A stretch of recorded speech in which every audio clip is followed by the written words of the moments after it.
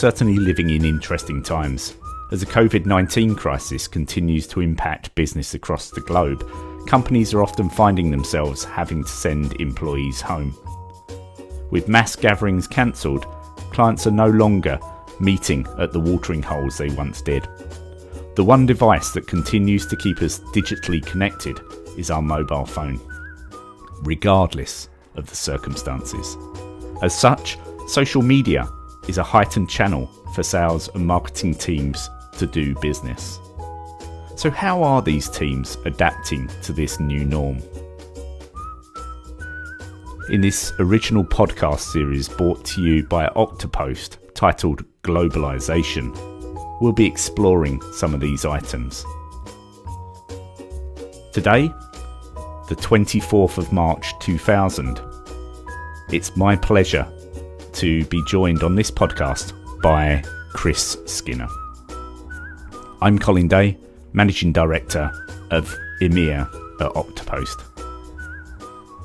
Ladies and gentlemen, it is my extreme pleasure to have a very good friend of mine, Chris Skinner, join us on this podcast series from Oktopost. So, Chris, look, you are probably one of the most social people that I've come across, right? You look worried there, right? And I'm not talking about social as in the drinking social. I'm talking about the way that you use social media and have used social media to build up your brand, get your message out there, talk about the industry issues and topics that you're following and you want to influence. And drinking. And the social side, drinking as well, which is how, we've met on a number of occasions. But, just for the audience, right, those that haven't had the pleasure of coming across Chris Skinner, the man, Chris Skinner, the financial services commentator, Chris Skinner, the best-selling author, because you've got a number of books, and we'll get on to those, I'm sure. But if you think about you yourself, and someone said to me, "What's Chris all about?" I'd turn around and say, "Do you know what? He's the guy that's helping shape the future of financial services, right?" And whether you do it through media such as these books, very good read, by the way, or whether you do it through the daily blogs that you put out there, whether you do it through the tweets or through the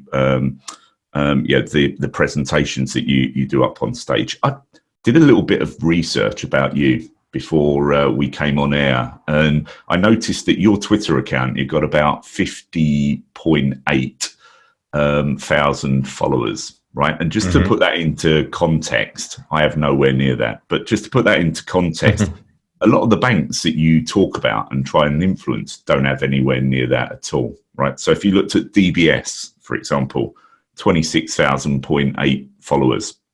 If you look at BNP, right, so bringing it to Europe, okay, they've got 69.7 thousand followers. HSBC have got 183,000 odd, or Wells Fargo 300,000 odd.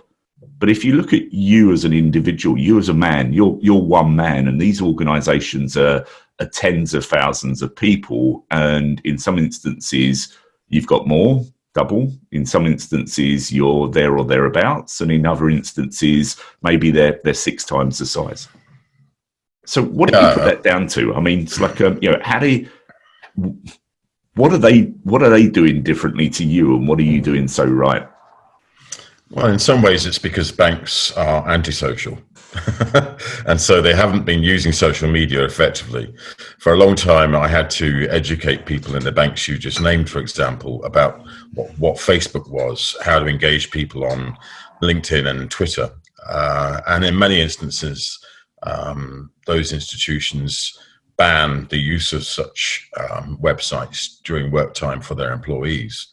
And then they woke up and thought, actually, it's a way to engage customers. So they started to change the attitude, but more as a way of monitoring customer feedback and managing customer issues rather than trying to actually engage with the customer in a conversation. And I always remember one particular large bank saying to me that their worry was because of compliance and regulation, that if they interacted with customers in any depth, then there may be account compromise because account details are released on Twitter or on Facebook, or equally that they have recorded a conversation that was not a legitimate conversation. So banks with social media is a big topic. It's something that they haven't quite got to grips with in most instances.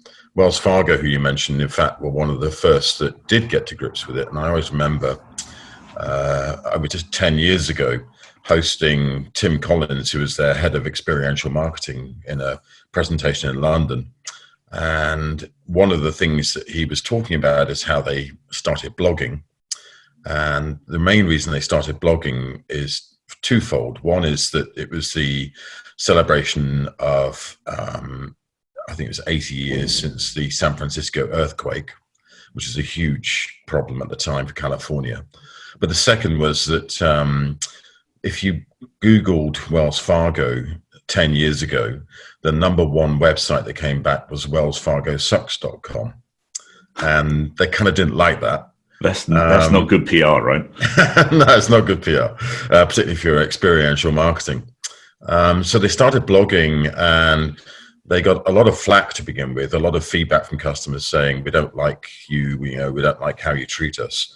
But by engaging with customers in conversations, they ended up finding that because you responded, then you started to get a very positive discussion going rather than a negative discussion. It would start negative because the customer's never been listened to before.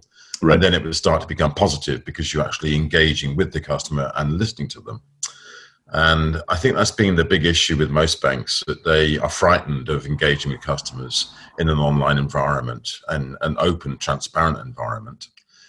In my own instance, the reason why I'm so ahead of the curve, according to what you just said, I guess is because that's me bigging you up, not you bigging yourself up. Well, by the way, right? Okay, it's because I was there very early on. The reason I was there early on is that someone said to me 12 years ago, "Would you start a blog?" And because I'm completely stupid, I decided I'd blog every single day, and I've been doing that ever since. Yeah, and I tried to compete with you at one stage, Chris, and failed miserably. So I remember those days 12 years ago, my friend. I'm still going. But if we think about, this book, right, which is The Digital Human, and this really sums up my life, right? But if we think about The Digital Human, and what, you're a best-selling author now with 4 books under your belt? Or 3 and 4, how many? 16? Yeah, there's only 4 worth reading. Okay, all right. And Chris, just to rattle those off, right? They've typically got digital somewhere in the name. So you started out with the digital bank in 2014. You've got the digital human. You've got doing digital, and then you've got value web, right? Yep. Yeah. And you got obviously digital is ingrained into you, into your ethos, into your DNA now. You've been doing it for so long, we might as well call you Chris, Mr. Digital Skinner, right? But you've talked a little bit in this book, or you talked a lot in this book about the transformation of money, right? And you talked about the fourth industrial revolution, if you will. And you've taken us nicely through all those different stages, but it all starts with the tribal effect, right? And creating a tribe. And really what you've just described there about what Wells are doing and anyone else using social, it's really a way of amplifying that message to the tribe and the tribe that they're building, right? Your tribe is 50 plus 1,000 individuals that follow you on Twitter, plus everyone else that reads your daily blog. So could you just give us some thoughts and some pearls of wisdom around how do you keep that tribe engaged, right? Because it's not about just putting messages out there, because those messages could be perceived as spam, right? It's how do you ensure that it's the right content to the right audience? I think one of the key things that came out of my writing Digital Human is the emergence of revolutions of humanity based on relationships and communication. So the first revolution was actually becoming human rather than being an ape. The second was about becoming sort of community-based and civilized, based on what's happening in Sumeria, Mesopotamia, and the ancient civilizations of the northern African, Middle East communities. The third revolution was about becoming commercial and becoming global and creating empires. And then the new revolution is becoming completely connected between everyone peer-to-peer. And that's obviously through the network that we have today, which is being severely tested today because, I think we all took being global for granted. And then suddenly all the airports and airlines shut down and you go, what do we do now? So we're going through that questioning phase. But take that away, regardless, we are all connected peer-to-peer. So the fact that you and I are having this conversation between Warsaw and Essex is because we have this device called the internet, which does enable us to have peer-to-peer conversations and peer-to-peer transactions and peer-to-peer relationships and peer-to-peer payments. And that's the massive difference, that regardless of what's happening with the coronavirus and the rest of the world, the fact that every human on earth can trade and transact and talk real time, globally, 24/7 is amazing and fantastic. Now, obviously, if the internet didn't work at this particular point of time, I think we'd all be going batshit crazy. And some of us are anyway. Give it a couple of weeks and we'll probably all have cabin fever, right? Well, being stuck at home with kids and partners is something else. In fact, one of the amusing studies I saw recently is that the number of divorces will rise significantly in the next few months, as will the number of new pregnancies. But whatever happens, the fact we have this global connectivity through a network is a hive mentality, a tribe mentality. It brings us together. It enables us to share our enjoyment or our angst during this major period of change, which we've never had before.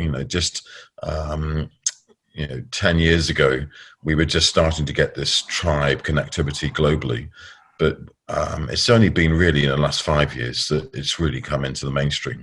Just in the last 5 years. So going to what we're saying about digital human, we've seen most of the African nations, South American nations, Asian nations, China moving to mobile payments, mobile wallets, and peer-to-peer connectivity. That's taken people who were unbanked and given them banking. In India, it's quite stunning that in 2012, only 35% of Indian citizens were banked. And in 2019, 80% or more are banked. That has happened because of low-cost, global reach, easy connectivity. And just picking up on that global reach, right? And the global economy that you and I have met several times in weird and wonderful places just by chance of being on an aeroplane and sitting in an airport lounge somewhere, right? And normally we're berating the airlines that we've just travelled with because there's been some form of delay. But putting that aside, if we think about the global economy that we've experienced, right, and we're very lucky and very fortunate because we've been to a number of countries around the world, and I know you've probably been to more than most. But what lessons do you think we can learn and bring to the fore today to help people in this uncertain time? I mean, you talked just then quite eloquently about really, everything we've done globally, the network infrastructures that are in place to support the unbanked or ensure that the unbanked become banked and give them banking options, or this wonderful thing called the internet that we've all discovered. But what, if you were to boil it down, what lessons do you think we could learn from the global economy as we all hunker down in our local sheds and local bunkers for the next couple of weeks that can keep us sane, keep us connected, and keep us informed and engaged? Well, I think the issue we all have today is that we took travel for granted. We took the world for granted. And suddenly losing access to networking physically is creating a big question around what does that mean for our jobs and our livelihoods. For some of us, it means we're moving into virtual connectivity. Google Hangouts and Microsoft Team meetings, Slack are going through the roof because that's the way in which people are maintaining their networks. Yep. And some businesses that were born on the internet were born this way anyway. They understand that connectivity. And so we talk about remote working. For some people, it's actually no big deal. I've been doing remote working for 20 years. A lot of people in fintech startups have been doing remote working for all their livelihoods. I think the big issue for the majority of employees, and by that I mean people who are based in offices, is suddenly that's completely messed up their lives, because not only are they having to find a new workplace with their office at home, but that workplace is going to be severely disrupted by having children at home, partner at home, and less access to the network that they normally deal with. And I think what's going to be interesting, and I blogged about this the other day, is that it'll lead us to a lot more virtual remote connectivity and working. And so what was a emerging trend will become a mainstream trend. The idea that you can work from home will become something that large corporates will say, you know what, we had to do that for 3 months during a crisis. Maybe we should do that for the next foreseeable, because it reduces overhead costs, it reduces real estate costs, it reduces the whole travel time overhead of our employees. And our employees were effective during this period. Some employees will not be effective. This is going to challenge them. But it's a time of change. Again, I blogged the other day about who moved my cheese. Yep. One of my books that I love, because it's all about you wake up and the day is not the same. How do you deal with the day not being the same? Well, you have to change. And if you can't change, then you're going to be suffering badly during this period. If you can change, you'll find there's huge opportunities, particularly remote working and virtual connectivity. So Chris, just following on from that, in the the industry that you follow and commentate so well on, most of it's regulated. It's all regulated, right? So in regulated industries such as financial services, what do you see as some of the do's and don'ts for firms using social media? You talked about governance, and you talked about some of the clients or some of the conversations you've had historically have been around firms barring access to social media platforms from within inside the firewalls of the organisation. The world we operate in at the moment, there is no four walls of the organisation, right? The four walls of the organisation is our houses. So what do you see as some of the do's and don'ts for use of social media in those regulated industries? I think the biggest issue for most banks is that they don't really want to empower their people. Historically, banks have been very much command control, and because of the regulated compliance environment, are very risk averse and fearful of an employee doing something that is not within set parameters and limits. Yep. But it's quite interesting if you take the other view, which is where you do empower people, you get stunning results. So First Direct is a good example in the UK, a bank without branches that's always been digital based, you could say, telephone based, always been number one in the customer service results. And the reason is they don't script their employees. They tell their people, be deal with customers as though empowerment, right? It's empowerment. Yeah, as though you're humans. Yep. So, if you take away the humanity of the job, then that's when you get robots that don't like it, because we're not robots. Yep. So I think what's emerging now is that a lot of what would have been done by humans that is robotic is going to the chatbot, is going to the artificial intelligence machine. And what will then leave ourselves to do is to do the relationship building remotely and digitally, which is something I've been advocating for a long time, which is that you never lose the humanity of relationships, even if you do everything on a remote basis. You have to have that humanity of relationships, and you have to bring that into the engagement and the environment. And if you don't have that, then I think customers don't feel engaged, staff don't feel engaged, and you lose a lot of what's really about work and life. So that's the critical focus right now, which is how do you give your people the ability to be human and engage with customers as humans. Yep. You might want to script it a little bit, right? But you empower the employee to modify or change that script as they see fit, right? Well, going to the regulated piece, the bit we fear because of compliance, control, and regulation, is actually quite a small part of the relationship with the customer. That's about account numbers, sort codes, transaction details, age, address, etc. And the things that actually customers shouldn't be talking with any employee about. Right. And we have a duty to educate customers that if you get a call from the bank saying, we think you've been compromised, can you give me your PIN number? Don't give them your PIN number, because we'd never ask for it. And one of the UK banks has been doing quite a good advertising campaign in that context. And I think that's critical. There are things you never talk about on the telephone or online, but then there's a lot of other things you can talk about, like, how are you doing, Colin? What's your hobbies? Can I help you with enjoying a better lifestyle because you enjoy going to the football stadium, even though you can't right now? Maybe we can fund you a season ticket. One day.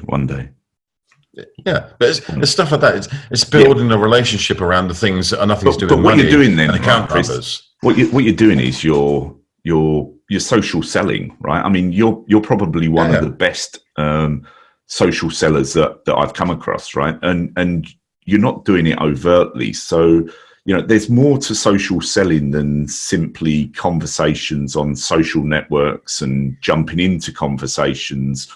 There's the small matter of credibility. So how do you ensure that you're seen as, or what's your advice for people listening to this to ensure that they're seen as, or how do they ensure they're seen as industry experts when they are jumping into those conversations, or when they are posting, material socially? Well, I mean, if you take what I do, my blog has never had advertising. And it has had sponsors a long time ago, but today there's no sponsors. And I do that purposefully because, as you say, I'm socially selling based on the fact that I have knowledge and content that people are interested in, and I'm not a bad presenter, so they invite me to come and talk to them. I think what's interesting from a bank's perspective is that if you can build the ability of a customer to think, I think these guys, I can actually talk to them. And it goes back to what I was saying about Wells Fargo earlier on, that I think I could engage in a conversation with this bank that's more friendly rather than more fearful. Because another thing I come back to regularly, whether it's in big corporate business or in personal bank relationships, the biggest fear we all have is money, because that's what enables us to survive. Right now, I'm fairly sure there's a huge fear amongst the population worldwide around how they're going to survive for the next few weeks in this current crisis. I mean, you've seen that, right? That. You've seen that in supermarkets that they're stripped bare, right, of bare essentials, toilet rolls. But you take it a step further. If you're in a position, and luckily I'm not, but I know people who are, where they're not even sure they can last for another 2 weeks, right, financially. Yeah, and they don't know what to do. They don't think they can get a loan. They don't know what to do. Talk about it, but it's very difficult to do that because it's one of the things we fear most in our lives. The regular surveys that come to me that say we're more open about talking about our sex lives than our financial lives, for example, and by a factor of many. It's like 4 times more likely to talk about my sex life than my financial life. In my case, no. But in your case, maybe. I won't ask. I won't ask you, Colin. I can't come back from that one, Chris. But it is interesting that it is the one part of our life that is our most secret part of our life. Our money, our finances, our bank balances, and that's the bit that is the reason why we hate banks, because most people, if you talk to them, they don't like banks, but it's only because the bank is dealing with something that they fear the most in their lives. If you're going to allay that fear and help them, it makes a huge difference. One of the things I'm just blogging about right now, actually, is a bank in the US, a small community bank called Citizens Bank in Edmonton, not the big Citizens Bank that used to be part of RBS. Yep. Just put out a tweet yesterday saying, we know that you're worried, and so you're reassured. Any credit you have with us is postponed for the next 2 months. Don't worry about it. I've not seen any other bank tweeting or sending something like that on social media. This small community bank sent that, and it's been shared everywhere because they're saying that's leadership. If you can tell your customers, don't worry, we're there for you. Don't worry. That's what we need right now, and we're not seeing enough of that. So I've got another question for you, and totally changing tack, right? We've talked about social. Is email dead? Email is for boring stuff, a bit like banks. So big old banks are there for doing boring old bills. Email is there for doing boring old contracts. It's for doing the admin stuff, sharing documents that need formal sign-offs. Most of my work these days is on Twitter, WhatsApp, Slack, and WeChat when it over comes in Asia, you're a big WeChat. WeChat, yeah. And so I really only ever open email because I'm looking for a contract. Gotcha. So Chris, thanks for sharing all of that insight with everyone. How can people follow you? I mean, look, how can they become one of the 50,000 plus herd that you've got following you at the moment? At Chris_Skinner on Twitter. I'm very active on Facebook. You can find me on LinkedIn, or you can buy one of my books. And my new one is Doing Digital, coming out in the next couple of weeks. And Doing Digital is different because I got fed up with people saying banks are stupid and they don't understand technology. Banks do understand technology, just that they don't understand how to convert from being physical and analog to being digital and data-based. And so the new book is all about the banks that are doing that rather well, like JP Morgan or BBVA. And Chris, that's coming out in April, did you say? April 7th. April 7th. Can people get an advanced copy? Like, can they pre-order it on Amazon or other e-commerce sites to exist? All reputable bookstores, but yes, Amazon is the one that has it up there ready and running for pre-order. Excellent. I'll go and order my copy now, my friend. Chris Skinner, thank you so much for your time, and thank you for joining me this morning. No worries. Nice to see you, Colin. Checking out, Chris. Thank you.